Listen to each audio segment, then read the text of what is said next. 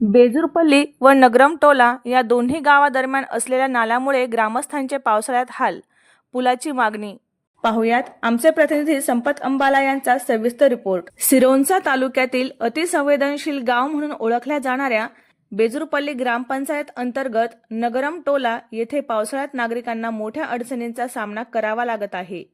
बेजूरपल्ली व नगरमटोला या दोन गावादरम्यान असलेल्या मोठ्या नाल्यात पावसाळ्यात पाणी वाहत असल्याने संपर्क तुटतो. त्यामुळे गरोदर महिलांना उपचारासाठी दवाखान्यात जाणे तसेच विद्यार्थ्यांना बेजूरपल्ली येथील शाळेत पोहोचणे कठीण होऊन जाते. या समस्येवर कायमस्वरूपी उपाय म्हणून नाल्यावर तातडीने पूल बांधण्याची मागणी ग्रामस्थांनी शासन व प्रशासनाकडे केली आहे.